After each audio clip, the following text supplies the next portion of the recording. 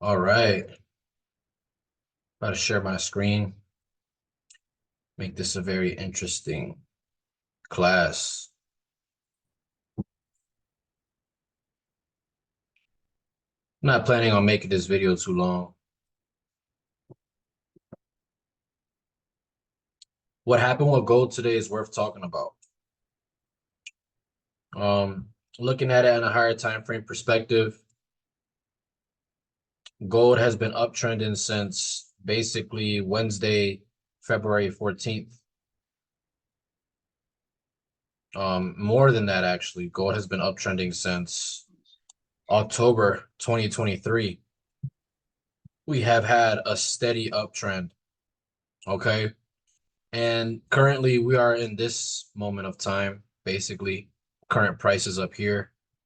We're on a daily time frame. Every time that I'm on a time frame, um, just follow along with me on your own chart. If you're on a separate screen. So I'm on the 4 hour time frame now for gold, and we have this little triangle formation. Shapes and patterns aren't important in the market, but if you start reading certain books, like right now I'm reading how to win in a commodities market by George Angel, and he talks about this triangle formation and it ripping through this triangle, right? But when you look at it in smart money concepts, delete this real quick. When you look at it in smart money concepts, it makes complete sense. And I had gotten market structure wrong this week. I usually catch the right side of the market, but this time I got the direction of the market wrong.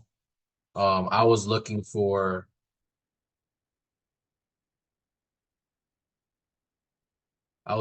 sells right in here, and I did get it.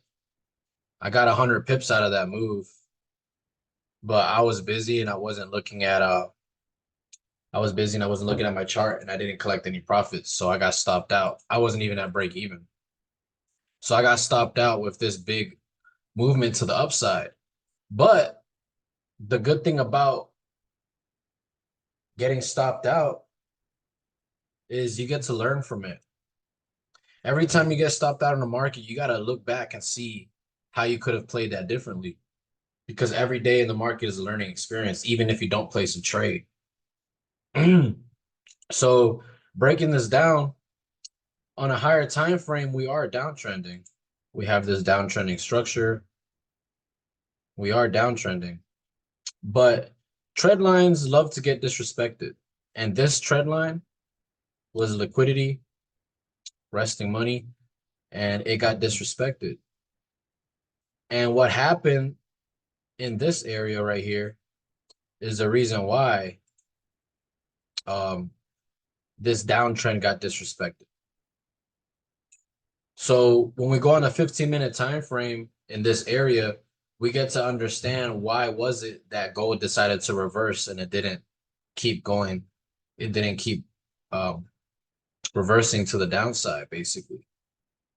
So on a 15-minute time frame right here, a lot of people in my team caught this entry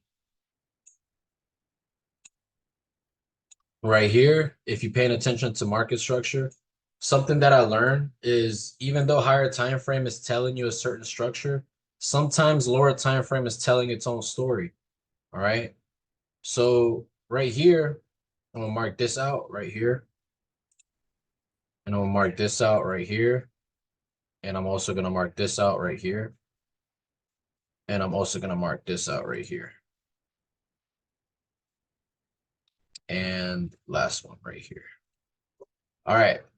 So even though on a higher time frame, I wasn't on the right side of the market, but this serves me as a good learning experience because of the fact that on a smaller time frame, it gives you clean structure and clean structure break that took back this full higher time frame down structure. So paying attention to the smaller time frame, You can see right here, we have lower lows and lower highs. And when these lower lows and lower highs get disrespected, it's a high probability trade to play the buys when it comes into an institutional candle. All right, so this is a lower high, this is a lower low, lower high, lower low, lower high, lower low. Right here is our most recent lower high. I'm gonna highlight that. Right here is our most recent lower high. And when we're paying attention to market structure, we need our most recent lower high to get disrespected for us to see that there is a change in the structure from downtrending to uptrending. So right here was the market break because the market broke past the lower high right when these candles ripped through it. This is our lower high point, our most recent one, our most recent lower high point on a 15-minute into a new lower low. When the market ripped through this red highlighted lower high, that's when there was a structure break on a 15-minute time frame. When there's a structure break on a 15-minute time frame, the market leaves imbalance price action in the market where the market is unbalanced. So the market would trade sideways and fill in that imbalance and come into an institutional candle, which is exactly what happened right here. This area right here is exactly 886 on the fib. You can see right here, this is our 886 number, 886. So market literally wicks into this so clean. Uptrends, comes back one more time. Uptrends, breaks past this, right? Comes in one more time right here, breaks higher, taking this and taking this because it's closing above. You see candle closes above. So it broke. It took this out. And it took this high out at the 0 line. Okay, you can see that because the candle closes above the high. That is more than enough confirmation to play the institutional candle when the pullback comes. A new student of mine was able to catch this move on a demo account. And it's crazy how even new students are understanding these concepts. You know, once again, I was not in this trade. You know, I'm not a perfect trader. Like sometimes I get the market direction wrong, and that happens in trading. But this is the beauty of trading. It's the volatility that we're looking for. The volatility as in the strength of the market is what we're looking for. We're looking for these big moves to happen based off of market structure. It's not that hard. You see it enough times, it becomes second nature. And the reason why it's good to practice these things, the reason why it's good for anybody in any part of the world to practice this skill is because it offers amazing risk to reward, where you're risking a small amount of capital to gain more than what you've risked. Just this entry right here, if I delete everything, just this entry right here, this wick entry, if you would have just took this buy right here, let's just give you an idea of what you could have made risk to reward wise.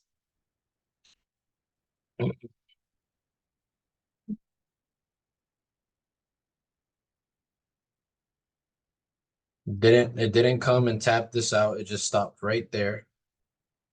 So imagine holding that whole move.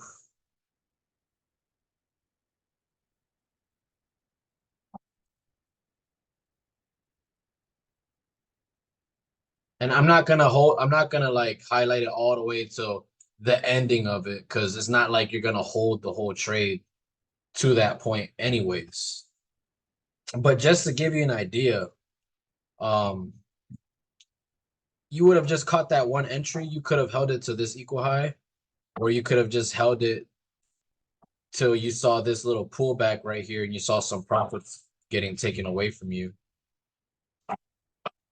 This pullback right here, and you could have closed out, right? But just holding it to up there, that's a 1 to 18 risk to reward. You could have risked 1% to make 18% back on your account. And not even your bank pays you that interest. You know what I'm saying? And 18% on a big account is a lot of money. 18% on a small account is a lot of money. But on a small account, I recommend people trade and risk around 3 to 5% risk. That way, this little, give me a second. That way, when you're going through moves like this, let's say you go through a move like this and you're risking 5%, you're gonna make back 90% off of that one trade because you're risking 5% and you're making a 1 to 18 risk to reward. So 5 times 18, because you're getting 18 times back of what you risk, that's 90. So this one trade could have made 90% back of your account balance trading on a small account. On a big account, this would have made you 18%. Or if you risk 0.3%, if you're more conservative, it would have made you a little bit less. But basically, what I'm trying to get at is you don't need to risk a lot of money to make good money in this market. Right here was the all-star trade. I would like to say is a 5-star rating trade right here. And I'm going to emphasize this specific entry because it was given, like it was a given. And I wasn't looking at the chart. I had a pending order right here, but my pending order was a little bit lower, like right here. So I didn't get triggered in. So I missed out on that opportunity, but it's okay. Because I think it was on futures. It didn't come fully back. It didn't fully come back. So I missed out on it. Like I didn't get triggered in. I had a pending order exactly like not on the wick, but like on the body. And it didn't come for the body. It just came for the wick. Like right here, I had a pending order on the body, not the wick of the candle. So it barely missed me and it just skyrocketed. And I had this pending order after I got stopped out by the sell. So I was still willing to play it out. Like it was clean, but it missed me. So right here, let's go back to the regular gold chart for you MetaTrader 4 traders, MetaTrader 5 traders. So right here, it gave a break. This was the reason why this was the textbook trade setup. Because right here is clear indication what John Fibonacci talks about, where the market gives you a clear picture. It gives you a clear, how can I say this? It gives you clear signs that it's gonna price higher because of this.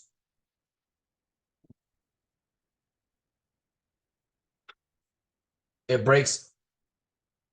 closes above this, it closes above this high, and it closes above this high.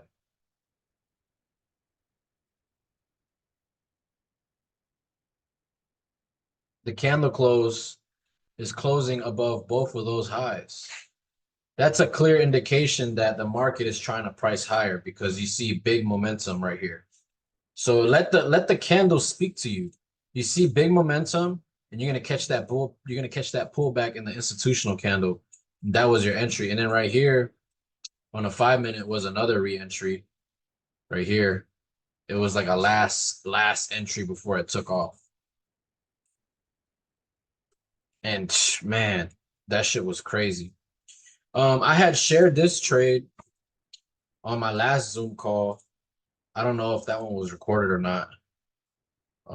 Give me a second. It was this entry right here.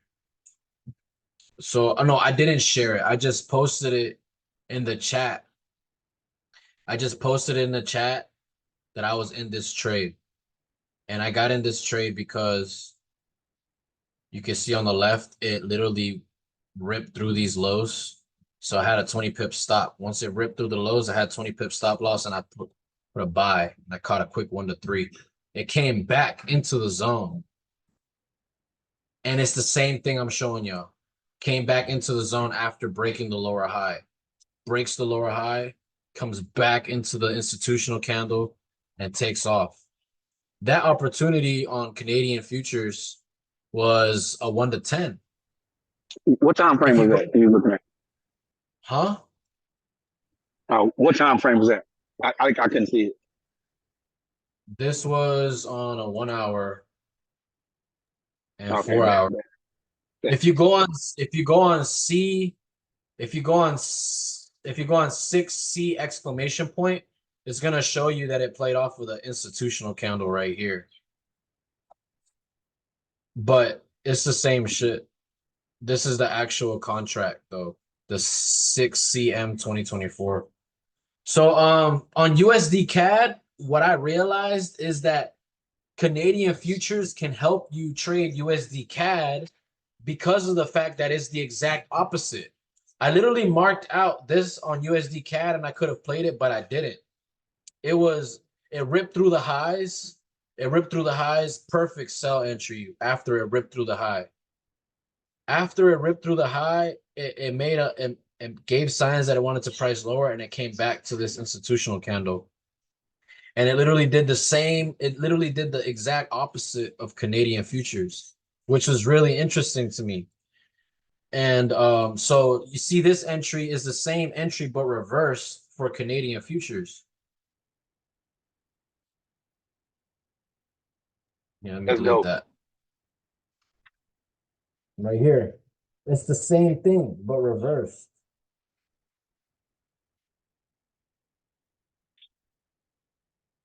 This is fucking amazing, dude. And it's tools like this that's gonna help us make more money in the long run because our experience is just building up and building up and building up with more days, more trading days that we allow ourselves to experience and more news that we allow ourselves to trade and shit. Because now I'm starting to notice that when there's news events, that's when the market likes to come to a specific POI, a specific institutional candle, and reverse to the other side. Like, I don't know if was this news, FOMC, whatever the fuck happened today. Yeah, it was at 1 o'clock. It was at 1. Mhm. It was at 1. So for here, that was 11 a.m., 11:30. Because you're Central Time, aren't you? So we're 2 hours behind. Yeah, 12, 11. Yeah, so that makes sense. All right. So yeah, so that's something else for the YouTube recording. Every time there's a news events on Forex Factory or Red Folder or something like that for USD, we always get these easy setups, like the super simple setups. And you just gotta have the right perception. You just gotta be on the right side of the market to benefit from it. Like, yeah, I'm a little salty that I missed out on this move, but shit, that's my fault for paying attention too much to the sales. That's my bad. If I wanted to take sales, I should have took it back in here or back up in here or back up in here. I This is more than 50%. Let me see. I might not do this right, but we'll try it out. Based on like the structure video or something like that that I've studied on Iffy's thing, this is like the sales are more than 50%. Like something like he said something like if the sales are below 50%, it's low probability. And that's my bad. I shouldn't have been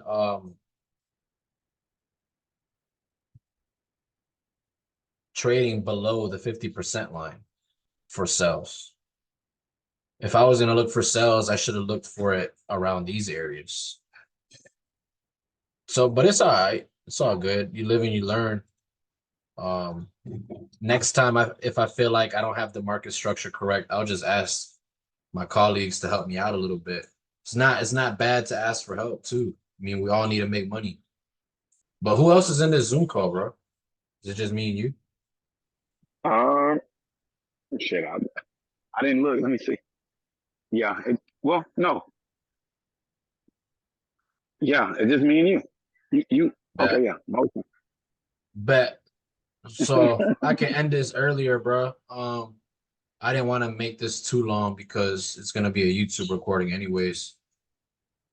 When are you Okay. free though, bro? Uh, I'm at the store right now, but I'm heading home from here. You can jump on whenever you want to jump on. Say it again, bro. I said I'm at the store right now, and I'm heading home from here, so we can jump on whenever you want to jump on. Bet, bro. I'm definitely down to jump on tomorrow if you're down. Okay, let me see. Tomorrow Thursday, I'm gonna be Yeah, because working. right I just now I'm got about to eat. okay. Yeah, look, when you finish up, I'm just saying, just hit me anyway. Like if you still up and you got a little left in you, just hit me. All right, bet. Cool. All right. All right, Damn, look. Hey, when you was looking for the sales, now it wasn't nothing wrong with the sales because I could see where you were selling from. I just, bro. I it's all. caught I caught 100 pips off of that shit, but I Oh just yeah. wasn't. I was busy, so I didn't collect anything, and I didn't even have my stop loss at break even. Okay, okay. Yeah. Because that shit gave 99 pips, literally. Oh, that's fire. Like from this candle, this last up candle, that shit gave 103 pips. Like it was Oh, a that's good fire. setup. Yeah. It's Yeah, just 103 pills. the the That's the, a lot. the ideal setup was the buys. What Yeah. did you Yeah. say, bro? Oh no, I mean you're right. I mean, our time frame, yeah, the buys was was better in a sense, but 100 pips still on gold was crazy.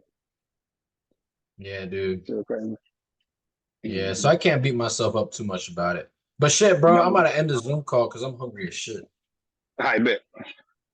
All right, bro. Be safe, be easy, and this will be recorded, bro. Okay, all right, you too. Peace.